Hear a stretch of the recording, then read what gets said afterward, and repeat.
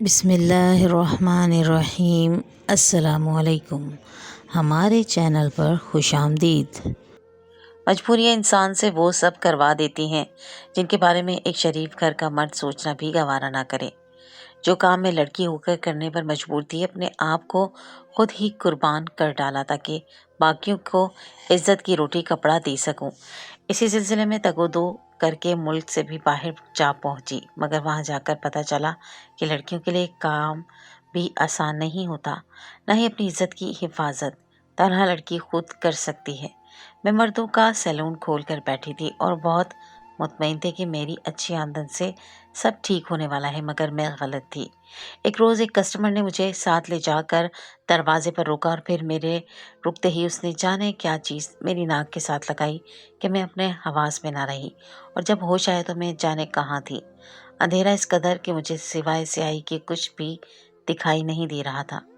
مجھے اس وقت بے تحاشا خوف بھی محسوس ہو رہا تھا اور پچھتا بھی رہی تھی کہ کاش میں ایسی شرط ہی نہ رکھتی، لیکن اب تو تیر کمان سے نکل چکا تھا۔ اس بار میں بری طرح سے پھنس چکی تھی۔ میں نے یہ شرط رکھ کر اپنے پاؤں پر ہی کلہاڑی ماری تھی۔ یہ شخص ایک سیاہ فام تھا اور شاید میرے بارے میں معلومات اکٹھی کر چکا تھا کہ وہ نہایت اطمینان سے میرے ساتھ ایسا کھیل کھیل گیا کہ میری سوجھ بوجھ تک گم ہو کر رہ گئی۔ وہ شرط کے مطابق مجھے اپنے گھر روکنے کو تیار تھا، لیکن میں نہیں جانتی تھی یہ سب مجھے اتنا مہنگا بھی پڑ سکتا ہے۔ وہ کوئی اس قدر تیز نشہ تھا کہ چند لمحوں میں ہی میرا سر گھومنے لگا تھا۔ میں چاہ کر بھی خود کو ہوش میں نہیں رکھ پا رہی تھی۔ مجھے بے ہوش ہونے میں بس چند لمحے ہی لگے تھے، اور جب ہوش آیا تھا تو میں یہاں تھی۔ میرے سامنے سوائے تاریکی کے اور کچھ نہ تھا۔ میرے منہ پر بھی ٹیپ لگائی گئی تھی، اس لیے نہ تو میں مدد کے لیے کسی کو پکار سکتی تھی، نہ چلا سکتی تھی۔ میری آنکھوں سے آنسو جاری ہو گئے تھے۔ میں ابھی اسی شش و پنج میں مبتلا تھی کہ میرے ساتھ یہ سب ہوا کیا ہے کہ جب کمرے کا دروازہ کھلا، مجھے ایک لمبا تڑنگا سایہ سا کمرے میں داخل ہوتا دکھائی دیا اور میں مارے خوف کے تھر تھر کانپنے لگی۔ اس وقت کوئی نہ تھا جو میری مدد کرتا۔ اس کے قدم لمحہ بلمحہ میری جانب بڑھ رہے تھے، مگر کمرے کی تاریکی میں مجھے کچھ دکھائی نہ دے رہا تھا۔ تبھی وہ میرے بے حد قریب آن بیٹھا۔ اس کی سانسیں مجھے اپنے چہرے پر محسوس ہو رہی تھی۔ پھر اس نے ہاتھ بڑھایا اور میرے کاندھے پر انگلیوں کا دباؤ بڑھاتے ہوئے اس نے جو حرکت کی وہ میری روح فنا کر گئی تھی۔ اس کے بعد جو ہوا وہ بیان سے باہر تھا۔ میرا تعلق ایک انتہائی غریب گھرانے سے تھا۔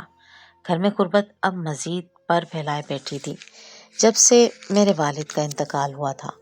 بھائی میرا کوئی تھا نہیں، مجھ سے چھوٹی 3 بہنیں تھیں اور فی الحال ہمارا کوئی بھی کفیل نہ تھا کہ گھر کا سلسلہ چلتا۔ میرا بھائی ٹیکسی ڈرائیور تھے جو اچانک دل کے دورے کی وجہ سے ہمیں چھوڑ کر جا چکے تھے۔ 4 دن رشتہ داروں نے پوچھا تھا، اس کے بعد کسی نے پلٹ کر ہمارا حال احوال نہ پوچھا۔ میں جانتی تھی کہ اب جو کچھ کرنا ہے مجھے ہی کرنا ہے، اس لیے میں بہت جلد بس ہوسٹس کی نوکری ڈھونڈ لی۔ میری ماں مجھے کہنے لگی تو لڑکی ہے بس، پر شہر شہر گھومتی کیا اچھی لگے گی، لوگ کیا کہیں گے؟ میں نے کہا جو لوگ ہم جیسوں کو کھانے کو نہیں دے سکتے، ہماری مالی مدد نہیں کر سکتے، ایسے لوگوں کو مجھے کوئی پرواہ نہیں ہے۔ میں نے بڑی ہمت کے ساتھ مضبوطی کا خول لپیٹ لیا اور کام پر جانے لگی، مگر بدقسمتی شاید ہماری قسمت میں لکھی جا چکی تھی۔ میرے پالا اکثر اوباش قسم کے لڑکے اور مردوں سے ہی پڑنے لگا، جس پر میں شور شرابہ کر دیتی، جس کے باعث تیسرے ہی روز مجھے راستے میں ہی وارننگ مل گئی کہ واپسی پر کام سے نکال دی جاؤ گی۔ میں پریشان ہو گئی تھی اور اس کے علاوہ کوئی بھی نوکری مجھے نہیں ملتی تھی۔ میں اس وقت 18 سال کی تھی اور گھر پر بیٹھی رہتی تو خالی ہاتھ رہ جاتی۔ امی ہماری بھوک اور تکلیف دیکھ کر آنسو بہانے لگتی۔ اب تو فاقوں کی نوبت آ گئی تھی اور مجھے سمجھ نہیں آ رہا تھا کہ میں کیا کروں۔ جب بس میں ایک عربی مرد آ کر بیٹھ گیا، وہ کہنے لگا میں اسے 3-4 دن اس شہر کے اہم تفریحی مقامات پر لے جاؤں، وہ مجھے اچھے پیسے دے گا۔ یہ سن کر میں خوش ہو گئی۔ پھر ایسا ہی ہوا، وہ گاڑی بھی خود ہی ہائر کرتا اور رات کو جب اپنے ہوٹل پر اترتا تو مجھے 5000 کا نوٹ بھی دیتا۔ میری ماں جب پیسے دیکھتی تو سربی کو خوب دعائیں دیتی، لیکن وہ نہیں جانتی تھی کہ وہ یہ بھلا کیوں کر رہا ہے۔ चंद दिनों में ही वो मुझे अच्छे खासे पैसे दे चुका था।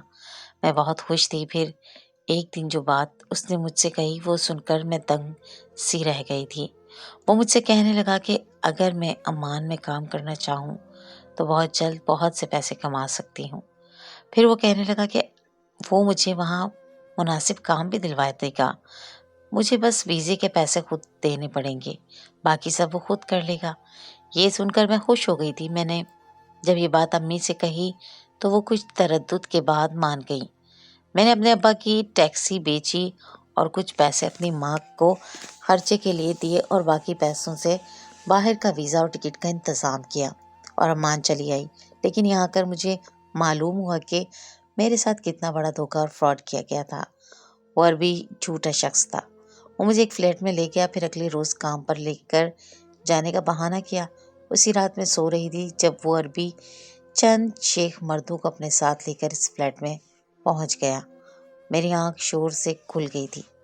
मुझे मर्दों की बातें करने की आवाज़ें सुनाई देने लगी तो मैं उठकर कमरे के दरवाजे के पास आ गई। जो गुफ्तगू मैंने वहाँ सुनी थी वो मेरे होश उड़ाने के लिए काफ़ी थी। मेरा रंग एकदम ही फीका पड़ गया था। मैंने सबसे पहले अपने कमरे को लॉक किया और फिर वहाँ से फरार होने का रास्ता ढूंढने लगी। मैं बिल्डिंग की जिस फ्लोर पर थी वो काफ़ी ऊंचा फ्लोर था। मैंने खिड़की से छलांग झांक कर देखा तो दिल कांप कर रह गया। मैं रोने लगी थी। मैंने कैसे ये सोच लिया कि वो अरबी मेरे साथ भला कर सकता है। मेरी जान उस वक्त निकली जब किसी ने मेरे कमरे की डोर नॉब को घुमाया। मेरा दिल हलक में आया था। वो अरबी बाहर उन मर्दों से आज की रात का मेरा सौदा कर चुका था। मैं ये गुनाह नहीं कर सकती थी। अब मेरा दरवाज़ा ज़ोर ज़ोर से पीटा जा रहा था और मेरे हाथ पाँव घबराहट से ठंडे पड़ चुके थे। मैंने हिम्मत नहीं हारी और खिड़की से बाहर निकल गई। गैस की पाइपलाइन को मजबूती से पकड़ लिया। शायद अल्लाह को भी ये मंजूर न था कि मैं यूं नीलाम हो जाऊं, इसलिए सड़कों पर किसी ने भी गौर करने की कोशिश नहीं की। मैंने बड़ी मजबूती से गैस के पाइपलाइन को दोनों हाथों से जकड़ रखा था और धीरे धीरे उस पाइप के जरिए पैर दीवार पर जमा जमा कर नीचे उतर रही थी। 10 मिनट मुझे नीचे उतरने में लग गए। जब मैं नीचे उतर गई तो मैंने वहाँ एक सुनसान और अंधेरी जगह ढूंढ ली। वहाँ बहुत सी गाड़ियाँ खड़ी थीं। शायद वो कार पार्किंग एरिया था। मैं वहाँ खड़ी गाड़ियों के पीछे छुपकर बैठ गई।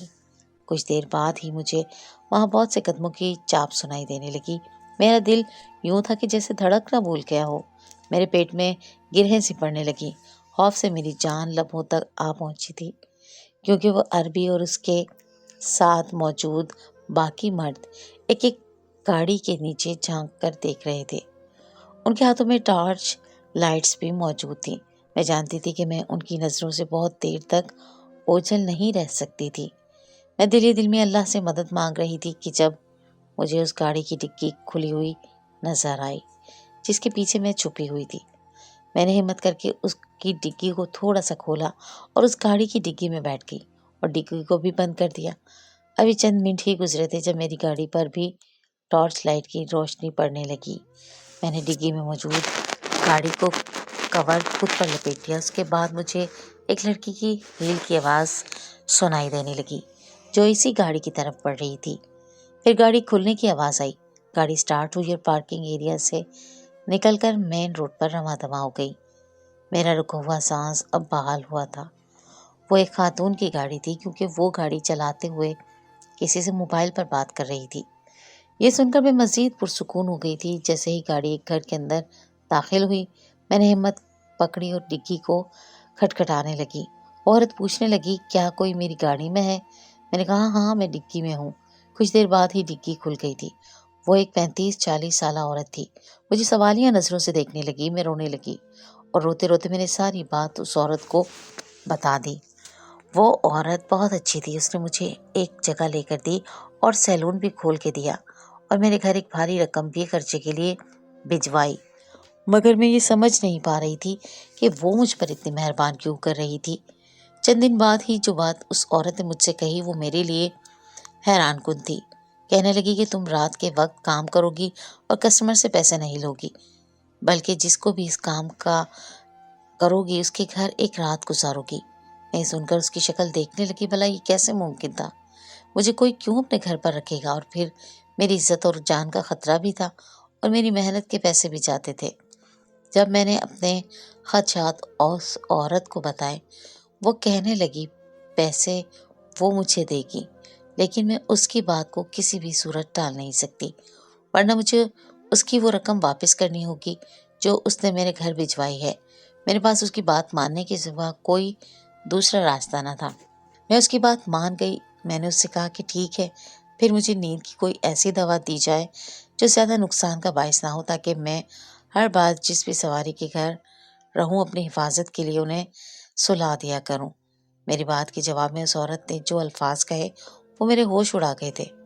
وہ کہہ رہی تھی کہ مجھے ایسا کچھ بھی نہیں کرنے کی اجازت ہے، اگر میں نے ایسا کیا تو اسے خبر ہو جائے گی اور پھر وہ مجھ سے یہ کام چھین لیں گے۔ میں اس عورت کی بات پر دنگ رہ گئی تھی۔ مجھے صاف اندازہ ہو رہا تھا کہ وہ عورت بھی مجھ سے کاروبار کروانا چاہ رہی ہے۔ میں ان لوگوں میں بری طرح پھنس چکی تھی۔ یہاں پر نہ میرے پاس کوئی ٹھکانہ تھا، نہ کوئی جان پہچان، اور نہ ہی اب میرے پاس واپسی کا راستہ بچا تھا، کیونکہ میرا پاسپورٹ وغیرہ اسی عربی کے پاس رہ گیا تھا۔ میں نے مجبوراً اس عورت کی بات مان لی اور سارا دن سیلون میں فارغ پڑی رہتی۔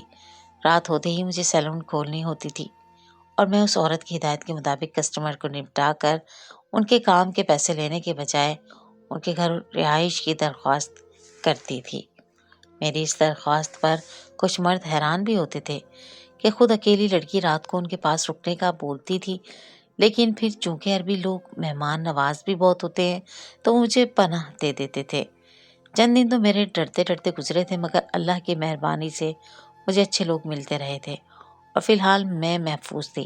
مگر پھر ایک روز مجھے ایک عربی مرد ملا جو مجھے اپنے ساتھ لے کر گیا۔ جب میں اس کے گھر پہنچی تو وہ مجھے بات کرتے ہوئے بار بار گہری نظروں سے جانچتا رہا۔ مجھے اس سے خوف محسوس ہوا اور میں پریشان ہو گئی کہ جو مرد یوں باہر مجھے بار بار گھور رہا ہے وہ گھر کے اندر جا کر کیا کرے گا۔ میں نے سوچا کہ میں خاموشی سے اس سے بہانہ بنا کر یہاں سے چلی جاؤں گی۔ ابھی میں یہ سب کرتی کہ اسی وقت مجھے عربی عورت کی کال آ گئی۔ میں نے اس سے بات کی تو وہ پوچھنے لگی کہ کیا ہوا، آج کل کوئی کسٹمر نہیں مل رہا ہے کیا؟ پھر میں جواب دینے سے پہلے بول اٹھی کہ جب تم کتنے روز سے یہ سب کر کے محفوظ ہو تو اب تمہیں کوئی مسئلہ نہیں ہونا چاہیے، اس لیے بہتر ہے کہ تم سے جو کام کہا گیا ہے وہ دل لگا کر کرو۔ اور میں نے مہینے شروع ہوتے ہی تمہارے گھر والوں کو پیسے بھی بھیج دیے تھے، اس لیے تم خرچے کے لیے پریشان مت ہونا۔ میں اس کی بات پر خاموشی سے سر ہلا گئی۔ وہ عورت مجھے اپنے احسانوں تلے دبا رہی تھی۔ اب میں الجھ بھی چکی تھی کہ واقعی مجھے نہیں لگتا تھا وہ مجھ سے کوئی کاروبار کروا رہی ہے، کیونکہ مجھے اب تک اچھے لوگ ملے تھے جو مجھے گھر میں رہائش دینے کے بعد میری طرف نگاہ فلت بھی ڈالنا گوارا نہیں کرتے تھے۔ آخر وہ عورت مجھ سے کیا کام لینا چاہتی تھی، میں سمجھ نہیں پا رہی تھی۔ اس عربی مرد نے کچھ چڑچڑے لہجے میں مخاطب کیا اور کہا کہ اسے گھر جا کر آرام کرنا ہے، کیونکہ وہ تھکا ہوا ہے تو بہتر ہے کہ میں بھی جلدی سے اندر داخل ہو جاؤں۔ میں نے جھک کر قدم آگے بڑھا دیے۔ وہ عربی مرد میری اس حرکت پر حیران ہو گیا اور بولا کہ تم میرے گھر رکنا کیوں چاہتی ہو؟ وہ مجھے جانچ رہا تھا۔ اسے مجھ پر شک ہونے لگا کیونکہ میں خود اس کے گھر رکنے کا بول رہی تھی۔ میں نے اسے بتایا کہ میرے پاس رہائش نہیں ہے اور سیلون کی بھی ذاتی استعمال کے لیے اجازت نہیں ہے، اس لیے رات رکنے کے لیے مجھے رات کے آخری کسٹمر کی مدد لینا پڑتی ہے تاکہ میں سکون سے کسی کے گھر میں سو سکوں۔ صبح اٹھتے ہی میں اپنے کام پر روانہ ہو جاؤں گی۔ میری بات اس مرد کو مناسب لگی، تبھی وہ پاچھے کھول کر مجھے اپنے ساتھ لے جانے پر آمادہ ہوا۔ میں خوف کو قابو کر کے اس کے ساتھ چل پڑی اور دل ہی دل میں آیت الکرسی کا ورد بھی کرتی رہی تھی۔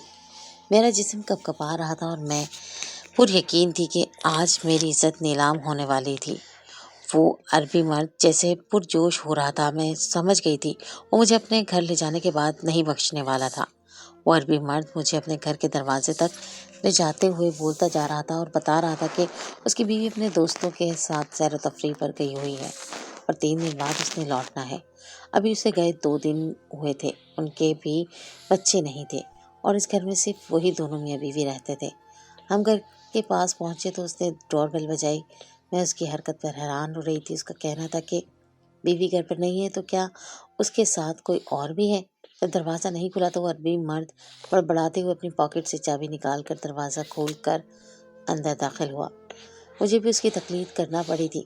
اندر داخل ہوتے ہی دروازہ پھر سے لاک کر کے اس نے مجھے بتایا کہ بیوی کے جاتے ہی اس نے بھی اپنے چند دوستوں کو اپنے گھر بلا لیا تھا تاکہ وہ لوگ کچھ دن مستی کر سکیں، لیکن شاید اس وقت اس کے دوست قریب مارکیٹ میں کوئی سامان لینے گئے ہوں گے۔ وہ عربی مرد عجیب انداز سے مسکراتے ہوئے بتا رہا تھا۔ میں اس کی یہ بات سن کر حواس باختہ ہو گئی کہ اب میں اتنے سارے مردوں سے خود کو کیسے بچاؤں گی۔ میری شکل اتر گئی تھی، میرا دل سوکھے پتے کی طرح لرز رہا تھا اور مجھے اپنی موت سامنے نظر آ رہی تھی۔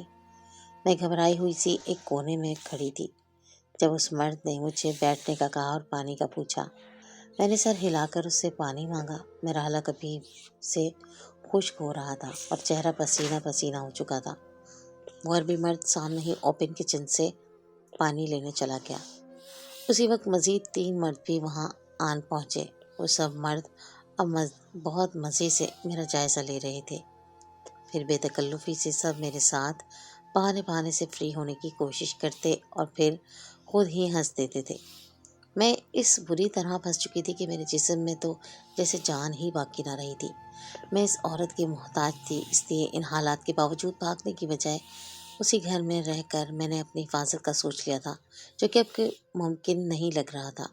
ابھی وہ مجھے لے کر مستی میں گم تھے کہ اللہ نے میرے لیے مدد بھیج دی اور سامنے ہی مین دروازے سے ایک عورت اندر داخل ہوئی۔ اسے دیکھ کر وہ مرد حواس باختہ سا ہو گیا، ایک طرف کھڑا ہوا اور بے اختیار مجھ سے فاصلہ بڑھا گیا۔ اس عورت کا حلیہ اور گھر میں گھسانے والے انداز بتا رہے تھے کہ وہ ابھی کہیں سے آ رہی ہے۔ وہ عربی زبان میں کچھ بولتے ہوئے آ رہی تھی۔ جب اس عربی مرد کے ساتھ مجھے دیکھتے ہی ٹھٹک کر رہ گئی۔ اس نے عربی میں اس مرد کو مخاطب کرتے ہوئے میری طرف سوالیہ نظروں سے دیکھا۔ اس کے چہرے کے نقوش تن چکے تھے، باقی مرد رفو چکر ہو گئے تھے۔ دیکھ کر ہی لگ رہا تھا کہ وہ شدید غصے میں ہے۔ وہ مرد جانے کیا کیا بول رہا تھا کہ وہ عورت میرے پاس آئی اور کچھ سختی سے بھرے لہجے میں انگلش میں پوچھا کہ میں کون ہوں اور رات کے اس وقت اس کے شوہر کے ساتھ اس کے گھر میں کیا کر رہی ہوں۔ میں نے اس عورت کو بھی وہی کہانی سنائی اور مدد کی درخواست کرتے ہوئے میں نے اس سے صرف ایک رات کے لیے مجھے اس گھر پر رکنے کی اجازت مانگی۔ میری بات پر اس عورت کے تاثرات نرمی میں ڈھل گئے اور وہ پلٹ کر اپنے شوہر کو وہاں سے بھیجنے لگی۔ وہ عربی مرد جھٹکے سے پلٹ کر جا چکا تھا۔ میں نے سکھ کا سانس لیا۔ اس عورت نے بتایا کہ وہ دوستوں کے ساتھ 3 دن کے لیے گئی تھی، مگر 2 دن میں ہی پوری طرح تھک چکی تھی، اس لیے وہ واپس لوٹ آئی۔ اپنے شوہر کے دوستوں کے بارے میں بول رہی تھی کہ اسے اپنے شوہر کے عیاش دوست پسند نہیں تھے۔ میں شکر کر رہی تھی کہ وہ عورت لوٹ آئی، ورنہ میرا نہ جانے آج کیا حال ہوتا۔ میں اس مہربان عورت کے بتائے کمرے میں سکون سے سو گئی۔ صبح اس عورت نے ضد کر کے مجھے بہت شاندار سا ناشتہ کروایا اور میں اس سے مل کر شکریہ ادا کرتی ایک ٹیکسی میں وہاں سے روانہ ہو گئی۔ میں جو پہلے ہمیشہ اچھے لوگوں سے ملنے پر قدرے پرسکون ہو چکی تھی، اب پھر سے ڈر گئی اور میرا خوف کچھ غلط بھی نہیں تھا، کیونکہ اس واقعے سے عین 2 روز کے بعد میرے ساتھ وہ ہوا جس کے بارے میں پہلے روز سے ڈرتی آ رہی تھی۔ اس رات میرا کسٹمر ایک حبشی مرد تھا۔ میں اسے دیکھ کر ٹھٹک گئی تھی، کیونکہ اس حبشی مرد کو پچھلے کچھ دنوں سے مسلسل کسی نہ کسی جگہ پر دیکھ رہی تھی۔ مجھے ایسا لگا تھا جیسے وہ میرا پیچھا کرتا رہتا تھا، لیکن وہ کبھی میرے سیلون میں داخل نہیں ہوا تھا، اس لیے مجھے لگتا تھا یہ میرا وہم ہے۔ آج وہ وارد بھی ہو چکا تھا۔ وہ حبشی مرد کے بیٹھتے ہی میں ایک عجیب ہر طرح کے خوف کا شکار ہونے لگی تھی۔ اس حبشی نے مجھے سنجیدگی سے اپنے بال ڈائی کرنے کا کہا اور خود اپنے موبائل پر میسیجز دیکھنے لگا۔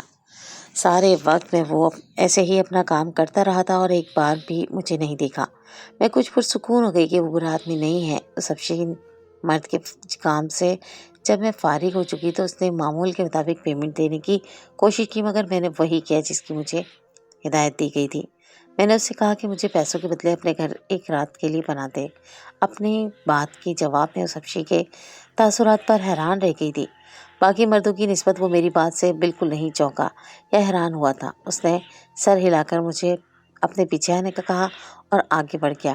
اس کا انداز بہت لاپرواہ سا تھا، جیسے اسے فرق نہ پڑتا ہو میں اس کے پیچھے جاؤں یا نہیں۔ میں اس حبشی کی طرف سے قدرے مطمئن ہوتی جا رہی تھی۔ کافی دور تک پیدل چلنے کے بعد وہ مجھے جس گھر میں لے گیا وہ گھر بہت زیادہ ویرانے میں تھا۔ میں نے گھبرا کر اس سے سوال کیا کہ یہ کیسی جگہ ہے؟ اگر اس کے پاس مناسب رہائش نہیں ہے تو میں واپس لوٹ جاتی ہوں۔ میری بات پر وہ پلٹ کر مجھے دیکھنے لگا، پھر ایک دم میری طرف بڑھا اور میرے سمجھنے سے پہلے مجھے دبوچ لیا۔ میری چیخ حلق میں دب کر رہ گئی۔ وہ مجھے گھسیٹتے ہوئے ایک تاریک کمرے میں لے گیا اور میری ناک پر کچھ رکھ کر مجھے بے ہوش کر دیا۔ جب مجھے ہوش آیا تو میرے ہاتھ بندھے ہوئے تھے اور میں اسی تاریک کمرے میں ایک طرف زمین پر گری پڑی تھی۔ مجھے خوف محسوس ہو رہا تھا۔ کافی دیر بعد وہ حبشی آیا اور میرا ہاتھ کھول کر مجھے فرش پر بٹھا دیا۔ میری حالت اتنی خراب ہو چکی تھی کہ میرے لیے آواز نکالنا یا حرکت کرنا بھی مشکل ہو گیا تھا۔ میں دائیں بائیں جھوم رہی تھی۔ اسی وقت اس حبشی مرد نے میرے ساتھ زبردستی کرنے کی کوشش کی۔ میں بہت کمزور اور لاغر ہو چکی تھی، مگر اپنی عزت کی حفاظت کے لیے میں نے بہت ہاتھ پیر مارے۔ اس سے پہلے کہ وہ حبشی میری عزت تار تار کرتا پوشیدہ عمارت کے باہر پولیس کی گاڑیاں پہنچی اور اونچے سائرن نے حبشی کو ٹھٹکا دیا۔ وہ تیزی سے اٹھ کر کھڑکی کے پاس پہنچا اور باہر دیکھنے لگا۔ میں ذہنی دباؤ کی وجہ سے پھر بے ہوش ہو گئی تھی۔ میری آنکھ کھلی تو میرے پاس وہی عورت بیٹھی تھی۔ اس نے مسکرا کر مجھے دیکھا اور کہا کہ تم اب محفوظ ہو۔ میں بری طرح رونے لگی تھی۔